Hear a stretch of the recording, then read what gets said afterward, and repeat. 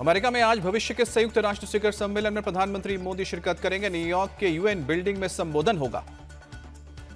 शिखर सम्मेलन में भविष्य की वैश्विक चुनौतियों पर चर्चा की जाएगी, जिसमें सस्टेनेबल डेवलपमेंट, डिजिटल ट्रांसफॉर्मेशन और ग्लोबल गवर्नेंस शामिल। पीएम मोदी को सुबह के सत्र में 72 वक्ताओं में से 35वें वक्ता के रूप में जगह मिली है। भारतीय समय के हिसाब से रात को 9:30 बजे संबोधन। प्रधानमंत्री नरेंद्र मोदी ने न्यूयॉर्क में टेक कंपनियों के प्रमुख सीईओ के साथ राउंड टेबल बैठक की। दोनों देशों के बीच सहयोग को बढ़ावा देने के लिए बातचीत। न्यूयॉर्क के नेसाओ कोलिजियम में पीएम मोदी का मेगा शो। प्रवासी भारतीयों को किया गया संबोधित। कहा गया कि एआई यानी कि अमेरिका और भारत दुनिया के नए सुपर पावर। पीएम मोदी ने स्वागत के लिए जताया सभी का आभार। कहा नमस्ते भी लोकल से ग्लोबल हुआ। पीएम मोदी ने कहा कि भारत ऊर्जा से भरा हुआ देश है। भारत विश्व के सबसे युवा देशों में से एक है। भारत 10वें से 5वें नंबर की इकोनॉमी वाला देश बना। पीएम मोदी ने कहा भारत को तीसरी बड़ी अर्थव्यवस्था वाला देश बनाने का लक्ष्य। पीएम मोदी ने कहा कि तीसरे टर्म में हमें बहुत बड़े लक्ष्य साधने हैं। हमें 3 गुना ताकत और 3 गुना और गति के साथ आगे बढ़ना है। पीएम मोदी बोले 2014 में भारत के सिर्फ 5 शहरों में मेट्रो थी, आज 23 शहरों में मेट्रो है। दुनिया का दूसरा सबसे बड़ा मेट्रो नेटवर्क भारत। प्रधानमंत्री मोदी ने कहा कि भारत में 5G बाजार अमेरिका से बड़ा है। भारत रुकने वाला नहीं है, भारत अब थमने वाला नहीं है। पीएम मोदी ने कहा वो दिन दूर नहीं है जब made in India chip America में भी देखेंगे। ये छोटी सी चिप विकसित भारत की उड़ान को नई ऊंचाई पर ले जाएगी, ये मोदी की गारंटी है। मोदी ने कहा कि पीएम रहते हुए आपसे बहुत स्नेह पाया है, इसलिए अमेरिका में रहने वाले भारतीयों को राष्ट्रदूत मानता हूं। प्रधानमंत्री नरेंद्र मोदी ने न्यूयॉर्क में भारतीय समुदाय को संबोधित करने के बाद सभी का किया अभिवादन। लोगों में मोदी की फोटो लेने की मची होड़। न्यूयॉर्क में प्रधानमंत्री मोदी ने कहा कि भारत के लिए शक्ति और सामर्थ्य अर्थ है ज्ञान बांटने के लिए, धन देखभाल के लिए और शक्ति सुरक्षा के लिए। प्रधानमंत्री नरेंद्र मोदी ने कहा भाषाएं अनेक हैं लेकिन भाव एक है। वो भाव है भारतीयता। दुनिया के साथ जुड़ने के लिए ये हमारी सबसे बड़ी ताकत। अमेरिका में मोदी की गूंज। नसाओ वेटरन्स कॉलेजियम में पीएम के स्वागत में रंगारंग कार्यक्रम का आयोजन। भारतीय समुदाय के कलाकार पारंपरिक डांस करते दिखे। तिरुपति बालाजी मंदिर का आज शुद्धिकरण किया जा रहा है। सुबह 6 बजे से शांति होम और वास्तु पूजा की जा रही है। तिरुपति मंदिर को पंचतत्व के साथ यानी दूध, दही, घी, गाय का गोबर और गौमूत्र से किया जा रहा है शुद्ध। रात 10 बजे तक चलेगी पूजा। आंध्र प्रदेश के सीएम चंद्रबाबू नायडू ने मिलावटी घी मामले में जांच एसआईटी को सौंपी। आईजी रैंक के अधिकारी को बनाया गया इंचार्ज। तिरुपति मंदिर में आज वीएचपी के केंद्रीय मार्गदर्शक मंडल की बैठक होगी। प्रसाद में मिलावट और उससे उत्पन्न स्थिति पर होगा विचार।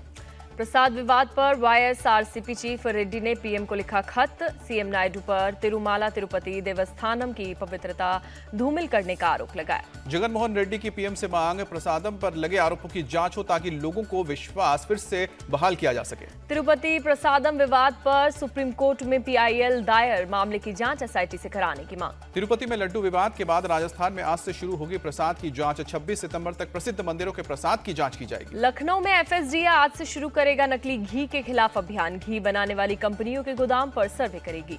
यूपी के सीएम योगी आदित्यनाथ आज मिर्जापुर के दौरे पर जाएंगे। करोड़ों के विकास कार्यक्रम का लोकार्पण। जनसभा में युवाओं को बांटेंगे टैबलेट और स्मार्टफोन। दिल्ली की नई सीएम आतिशी आज सुबह 11 बजे सीएम ऑफिस में चार्ज लेंगी। आज पहली कैबिनेट की बैठक भी ले सकती हैं आतिशी। दिल्ली के जंतर मंतर पर अरविंद केजरीवाल ने लगाई जनता की अदालत। कहा कि मुझे बेईमान बताने की साजिश की गई। केजरीवाल बोले कुछ दिन में सीएम आवास छोड़ दूंगा। अब दिल्ली में मेरे पास रहने के लिए घर तक नहीं। मुझे कुर्सी की भूख नहीं है, मैं दाग के साथ काम करना तो दूर जी भी नहीं सकता। अरविंद केजरीवाल का बयान। अरविंद केजरीवाल का जनता से सवाल पूछा, जेल भेजने वाले चोर हैं या मैं? जनता बताए कि ईमानदार हूं या बेईमान। आप नेता मनीष सिसोदिया का बयान। बीजेपी वाले कहते थे कि केजरीवाल ने मुझे फंसाया है। मैं पूछता था कि लक्ष्मण को राम से क्यों अलग करना चाहता। कोई रावण कभी भी लक्ष्मण को राम से अलग नहीं कर सकता, मनीष सिसोदिया का बयान। बीजेपी सांसद अनुराग ठाकुर का तंज। दिल्ली की सरकार मनमोहन सरकार की तरह रिमोट से चलेगी। शहजाद पूनावाला ने अरविंद केजरीवाल पर साधा निशाना। कहा आज सवाल सिर्फ इतना है कि जब अरविंद केजरीवाल पर भ्रष्टाचार के गंभीर आरोप लगे तब उन्होंने इस्तीफा नहीं दिया।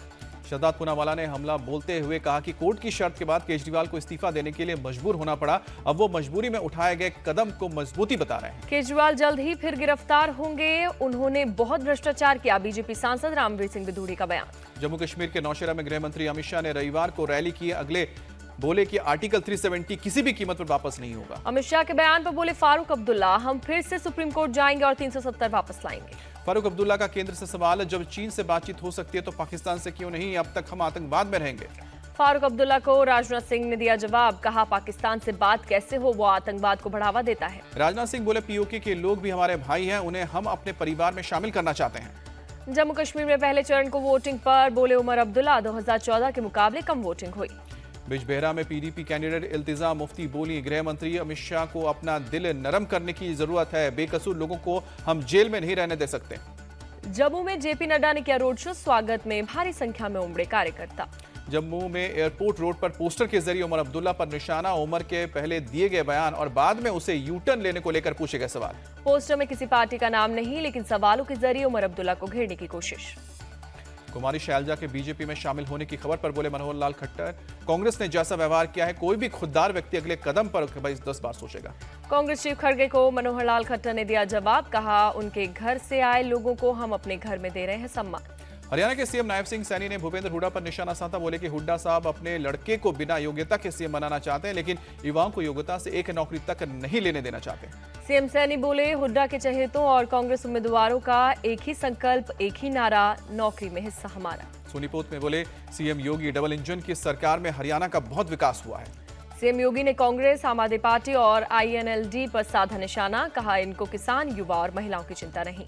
हरियाणा में सीएम के सवाल पर बोले कांग्रेस नेता भूपेंद्र हुड्डा, विधायकों की राय ली जाएगी, हाईकमान करेगा फैसला।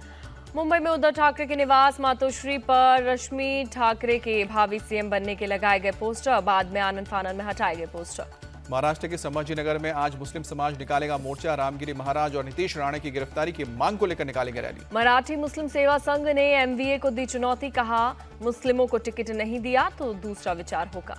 मराठी मुस्लिम सेवा संघ ने 42 सीटों की लिस्ट एमवीए को सौंपी, कहा कि इन सभी सीटों पर मुस्लिम कैंडिडेट अपने दम पर चुनाव जीत सकते हैं। 27 सितंबर से 2 अक्टूबर तक छत्तीसगढ़ कांग्रेस की चलेगी न्याय यात्रा, गिरौदपुरी से शुरू होकर रायपुर में खत्म होगी यात्रा। बंगाल के कांग्रेस चीफ शुभांकर सरकार बोले, राहुल गांधी की डरो मत वाली नीति पर काम करेंगे।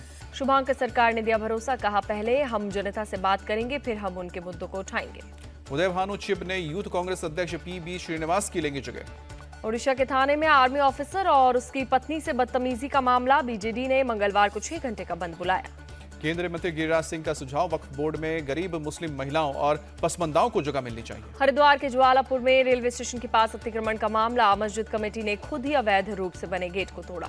अजमेर के रूपनगर में भूमाफियाओं का आतंक, अवैध कब्जे को लेकर हुई हिंसा, एक शख्स की मौत। अमेठी के जायज थाना इलाके में पुलिस और बदमाश के बीच मुठभेड़, पुलिस ने बदमाश को किया गिरफ्तार, तमंचा और कारतूस बरामद। पुलिस से मुठभेड़ के दौरान बदमाश के पैर में गोली लगी थी, इलाज के लिए अस्पताल में भर्ती किया गया। दिल्ली पुलिस ने पटाखा तस्कर को पकड़ा, 65 किलो पटाखे और गाड़ी जब्त की। प्रयागराज पुलिस ने अतीक अहमद के रिश्तेदार को पकड़ा, वक्फ की जमीन पर कब्जा करने का आरोप लगाया। पंजाब के भटिंडा में मालगाड़ी डिरेल होने से बचा और ट्रैक पर रखा था लोहे का सरिया। जबलपुर से मुंबई जा रही गरीब रथ ट्रेन में निकला सांप, सोशल मीडिया पर वीडियो वायरल हुआ।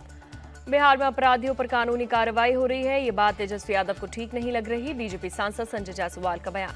यूपी के हमीरपुर में एटीएम से 1.5 लाख रुपए की चोरी, मास्टर की से एटीएम के लॉक को खोला गया। नोएडा के सेक्टर 39 में एनकाउंटर, 25,000 का इनामी बदमाश घायल, चोरी की गाड़ी और हथियार बरामद। मुरादाबाद में लड़कों के 2 गुटों में विवाद, एक लड़के के घर पर दूसरे गुट ने बम फेंका, 5 लड़के अरेस्ट। झांसी में गलत तरीके से रील्स बनाना युवक को पड़ा महंगा, पुलिस ने किया अरेस्ट, राहगीरों के चेहरे पर स्प्रे करता था।